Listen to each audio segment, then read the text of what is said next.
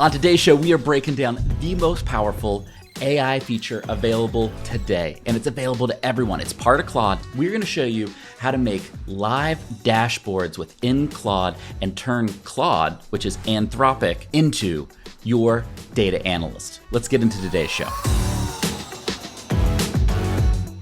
Over the last couple of weeks, I think one of the most important AI features was released, and I kind of flew under the radar, and we wanted to do a dedicated show all about Anthropic's release of dashboards as part of their Claude AI.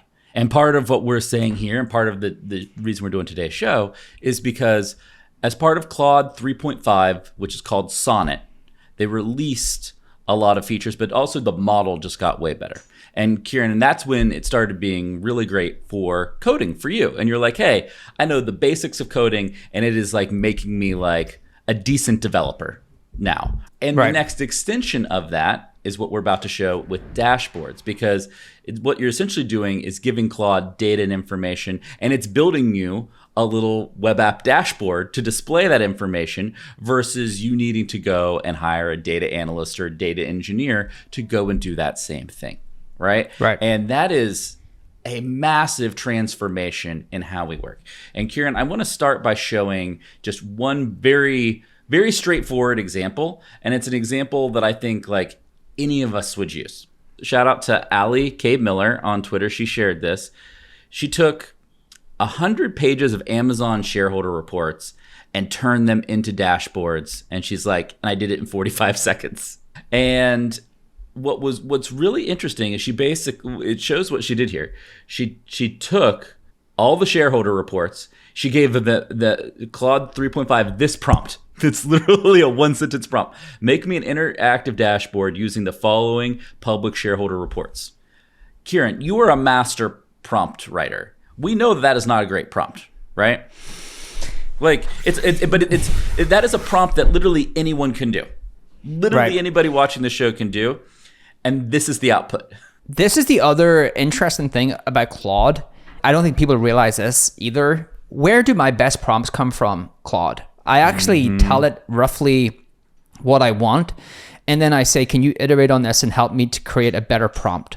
And so it actually starts to create the prompt for me. So I had a prompt that was good, and I asked it, what can I make this better so an AI assistant would do a better job of these three things? And it created a much better version of that prompt for me. And so that's the other thing that is really interesting to me is I still think the leverage you have is in prompting, but I don't know how long that is true for, and it's not true forever. Yeah. And I don't even know if it's as true as I thought before I started to really dig into some of these advanced prompts for writing. Claude can write in a lot of cases better prompts than me. Now there is another level above me, which is like really advanced prompt engineering, right? And I think there's people who understand how to prompt the model. And I've talked to like CPOs who have prompt engineers doing things for their product. Like they're beyond another stage again. Like they understand the actual model so well that they're able to prompt in a way that other average user, even like me, would not be able to do. But for the kind of like people like me who are pretty knowledgeable enough that they can do a lot of good things for prompting, the LLMs are starting to catch up in terms of just being able to take a rough command and be able to provide you a better version of your prompt. Look, this very simple example, right? We know shareholder reports are public information, right? And so you can get these shareholder reports. And I think she uploaded shareholder reports from Q2 of 2022 to Q2 2023. And it knew to take all of those disparate reports, put them together, and graph out the financial metrics and what those financial metrics were: operating income, net income, free cash flow, and everything for Amazon. So you now have a pretty sick way to look at this company in a way that would have taken a lot of manual work beforehand. And quite frankly, most people just wouldn't have done, right? Actually, let me just show you this because it's very similar. And then I want to make a point around how this actually is impactful for marketers. So like very, very similar, but a slightly different use case, which is there was a research paper basically released about how AI had reached its peak. Like, and it was making the case that there's just not enough data to keep training these models to get any kind of momentum. And they were making the point that if you look at the improvement between GPT-4 and GPT-4o, like they're not these huge leaps. We're not seeing the big leaps anymore. I would argue Claude Sonnet is a little bit of a leap, but totally is. I would have to like read this. I was, going through a research paper, like this research paper. What's a better way to consume that? Well, again, if I could just give it to Claude and this way that you give it this research paper and then you prompt it to create a dashboard. Now, they've actually created a good prompt, right? They've actually been very specific in what they want within this learning dashboard. So they've basically, what have they done here? Like they have written a functional spec to build an app. That is the way I would think about these. These interactive dashboards are just apps. They are. And so try to get that, like people should really get that into your brain here. The average user is building these interactive apps off this dashboard by just creating a prompt. So this one here is an example of someone creating a pretty good functional spec of what they want, giving it the research paper, and then having this interactive dashboard of how they can like consume the information, learn the information from that dashboard, right? So they have the tabs, they have the different charts, they have the different takeaways, they built an exact app that they want from that research paper based upon how they want to learn about that stuff. And that to me, I don't think people realize how mind-blowing that is what's happening here is like the data repository is just being turned into like an everyday app that you can use on a one-to-one basis. Wild. And it's rendered in Claude. I can't fathom how crazy that is. Now, like, what's one way, if I'm a buyer of software, Jeez. I would why would I ever go to your website? Like, just download all your stuff or get an agent to download all your stuff, put it into Claude and build me a demo. Build me my own microsite of your product. Like, why would I go to your website? Dude, this person's just built a mini website around the data. On an upcoming episode, what if we take all of the G2 data? Why don't we build one like for HubSpot? Category and do a dashboard based off of customer reviews? Wouldn't that be sick? Let's do it for HubSpot. Let's build a mini app. Let's build HubSpot. We'll pick a couple other categories and break it down that way. But like, I want to pause real quick, Kieran, and do a quick check-in because I do think something you just said there was very, very important that I want to underline for everybody. You said that person who went through and wrote that spec to break down that research paper, they essentially wrote a product spec like a product manager would do. Exactly. And I think in the early days of AI, we thought we were all going to be prompt engineers. And what it seems like, and I want to get your feedback on, it seems like the AI is going to be a very good engineer.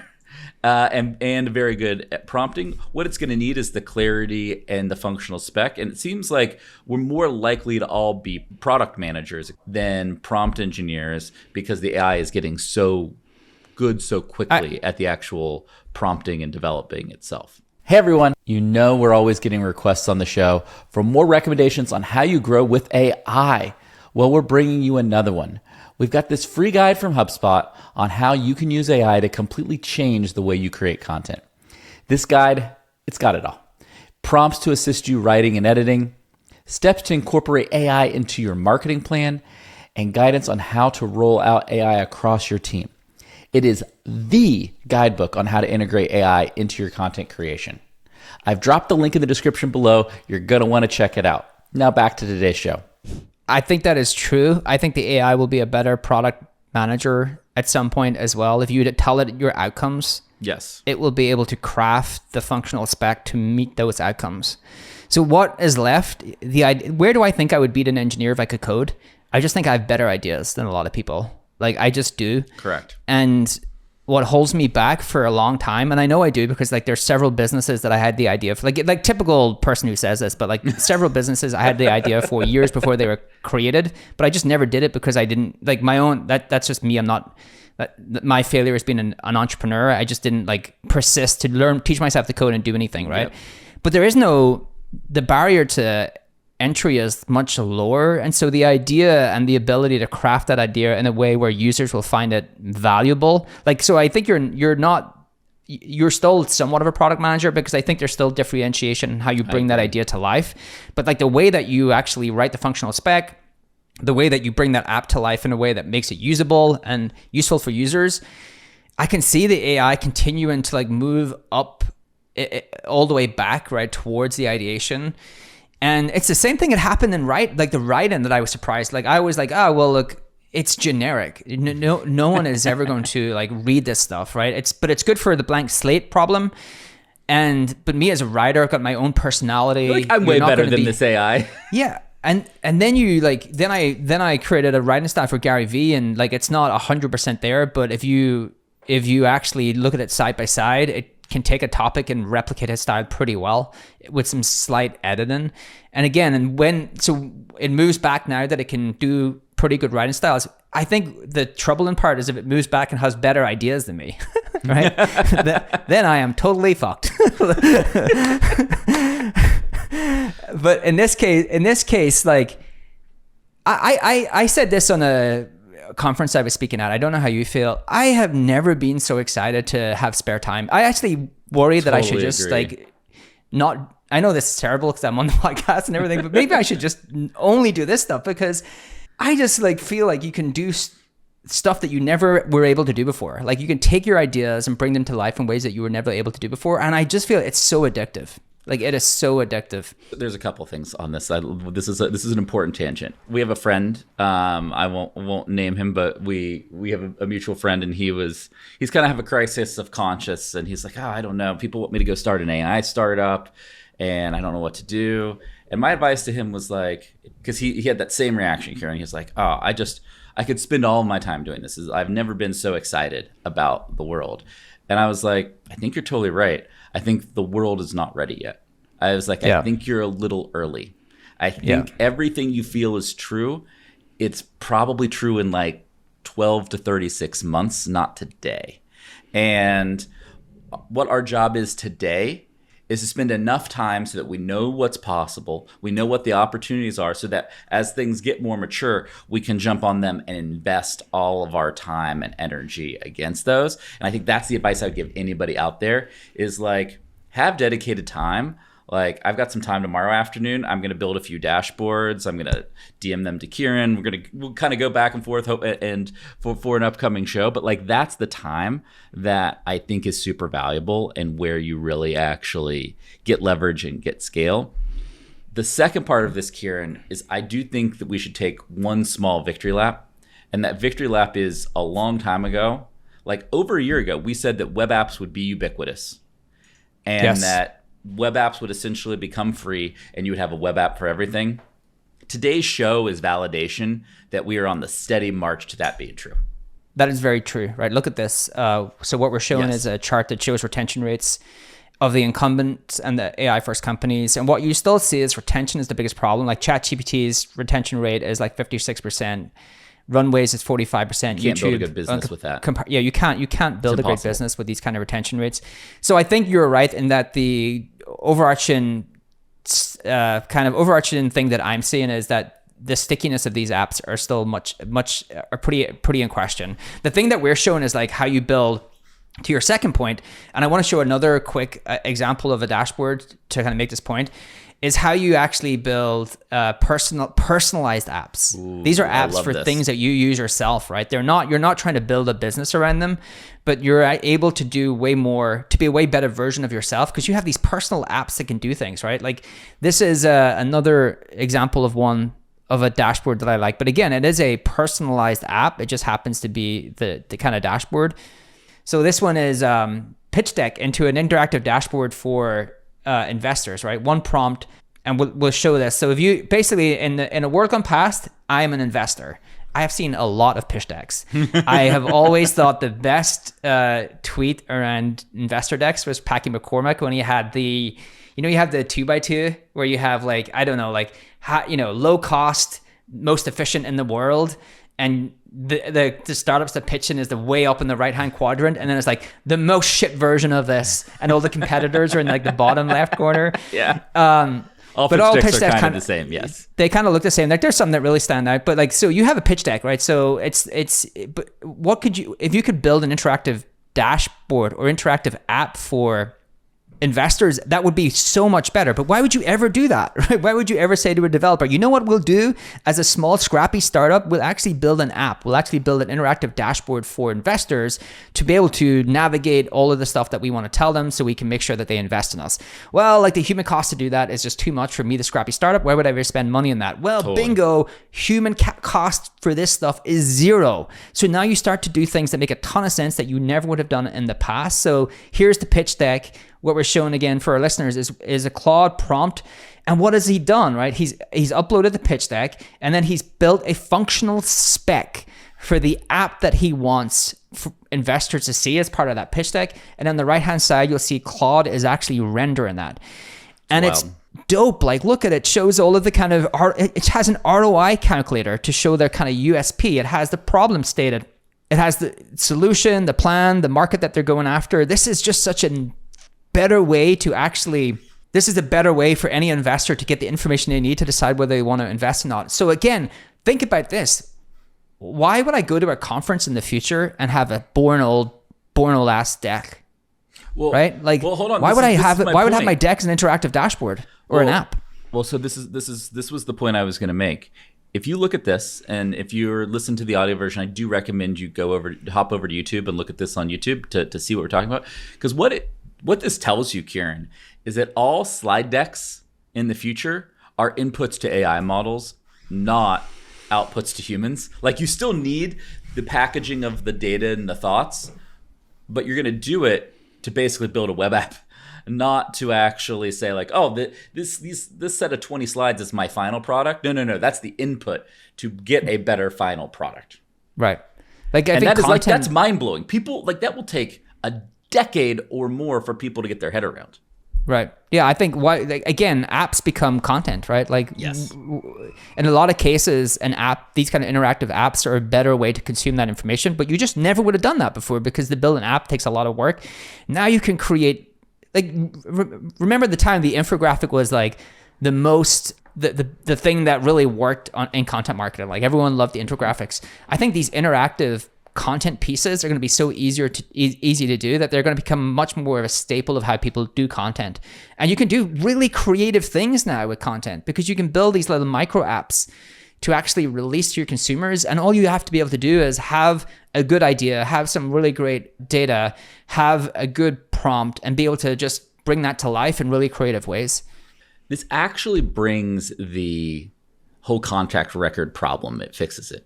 Right? Like, so when you sell CRM, you have a contact record on everyone and you have that data. And the best way to sell a CRM is to show people that contact record in action, show them the information you have about them, and then they can be like, oh, I could have all this information for my customers too.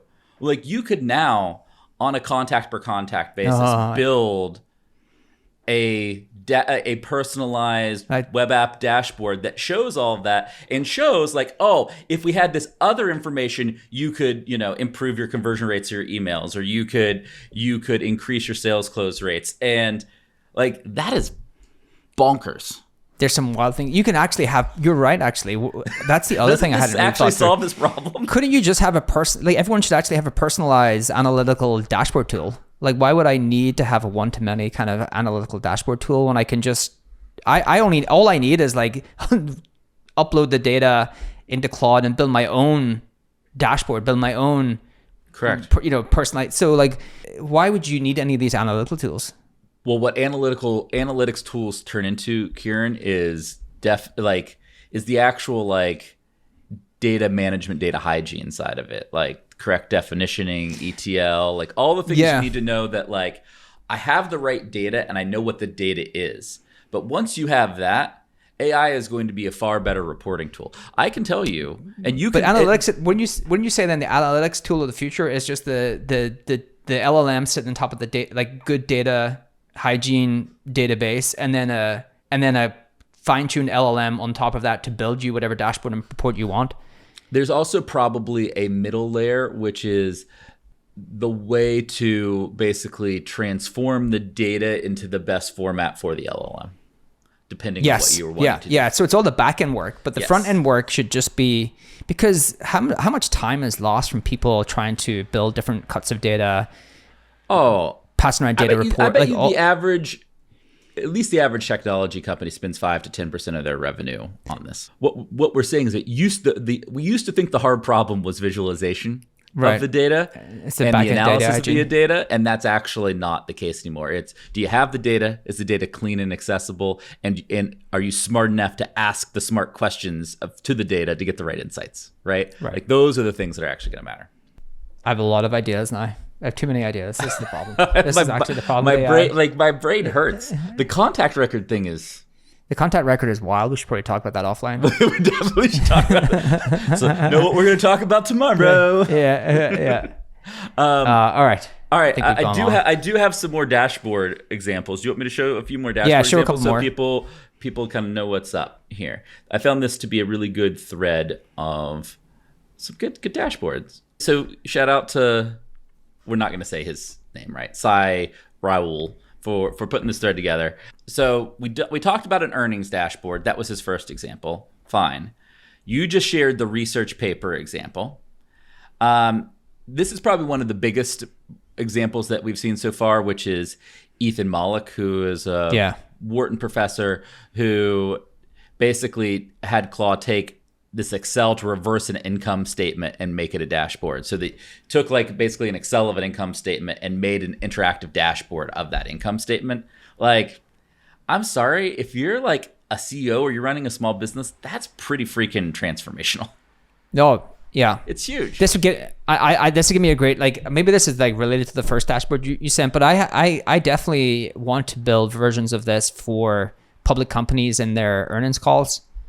I think there's probably a way where you take the earnings calls of public companies plus customer reviews plus employee sentiment on the CEO and bring that together to make a dashboard that would I think would probably outperform most index funds. Oh, that is a good one, actually. I'm going to actually Kieran's taking my idea. He's writing it down right now. No, this is our idea. We can do this in the show. These are good. There's too many ideas, Kipp. I think I'm going to have to just, like, I don't know, like, what am I going to do here? We need more days in the week.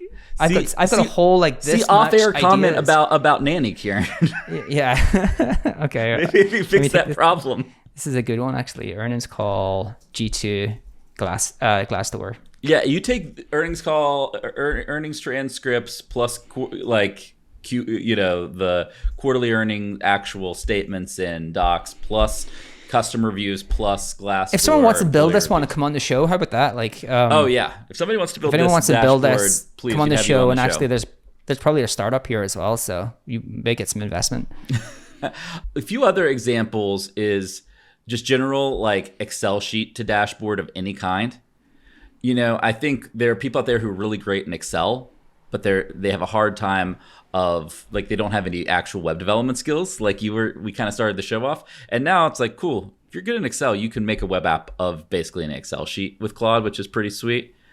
A lot of this is finance dashboard use cases, right. Shareholder use cases. This is actually pretty cool. It's basically helping you pick an Airbnb by taking all of the data about all these different Airbnbs and your criteria and creating a dashboard to help you decide what Airbnb you should pick, which I think is probably the most fun example of Claude dashboards. I think we are just in the early days of Claude dashboards, though. Like, we're going to see these be made for so many different things, but we're seeing kind of the early adopter use cases now, which is basically, we're going to build something lightweight off of publicly available data. Yeah, right? That one is so wild because they built like a mini aggregator on top of an aggregator, right? Like their dashboard was basically aggregation of Airbnb data, so you could actually figure out which one you want to choose. But again, it's a lightweight aggregation app. Well, like it's just wild. It comes back to like one of the points that you've been making through the show is that like we are moving to a highly, highly personalized internet. And that is both good for a lot of reasons and bad for a lot of reasons. But if you don't think that you can now have just personal web apps to everything you're trying to do and accomplish, you can. And like that is a wild, mind-blowing idea that like even a couple years ago, like you and I would have laughed at. We would have been like, yeah, that's cool. Like, yeah, I'd love to have a web app for everything, but it's just, I don't have $100 million to go have an army of developers build stuff at my whim. And now it's like, cool, I got some basic data. I'm trying to figure out which Airbnb I want to go to. I'm just going to upload stuff to this LLM and in like 10 minutes have like a web app to help me make a decision on where I'm going to spend my holiday. Yeah, I do wonder if like when you have Claude Enterprise, how good it is at B2B use cases like uploading your contacts and being able to figure out which ones are good fit, which ones are high intent based upon parameters you set it. I mean, I think we should just go buy Claude Enterprise, don't you think? Yeah. I think that's one of the action items from this show. Is I will take a note of that as well. Ready, I think we do actually have it. Enterprise. Yeah, we do actually. We're actually we're onboarding them at the moment. Actually, I mean, the writing use cases of Claude for marketing and sales are pretty obvious.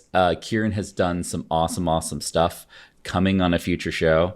I'm convincing him to release some of it to you all because it is A++ quality. This is the first time the capitalist in me is like, I don't know, I'm going to give this away for free. I was like, you got to at least give the people some of this magic I'll give you a bit you've been making. I'll update you because I'm a HubSpot through and through. I actually have been working, I think Dharmesh is going to build it into I've been talking to him about it. I think he's going to build it into his app. So I'm giving it to Dharmesh because man, I want the people to have it. So maybe we'll be able to give it to the people live here. One for the people. All right, that's coming up on a future show. Anything else on Claude Sonnets, Kieran? I actually think this is one of the more important there's a ton shows of different, that we have done. Yeah. There's a ton. I think we should do a series of these because there's writing styles. There's a bunch that I have taken notes of. So I think this is a good first version, but we're going to come back and do some very marketing specific type of dashboard examples. But what we wanted to do today was do a show of like, here's the technology, here's what's possible, here's what some early examples what people are doing, and then we'll come back with other like very granular examples of like how we're using this in our marketing, how you could potentially use it in your marketing, and share some examples. Like I said, I'm going to play around with some tomorrow and get Kieran's feedback on some ideas that I got. Boom. Cool. All right. This has been fun, man. It's been far too long. I'm glad that we were able to hop on and do the show today. Thanks everybody for listening, and we'll see you real soon on Marketing Against the Grain. This data is wrong every freaking time. Have you heard of HubSpot? HubSpot is a CRM platform where everything is fully integrated. Whoa, I can see the client's whole history, calls, support tickets, emails, and here's a task from 3 days ago I totally missed. HubSpot. Grow better.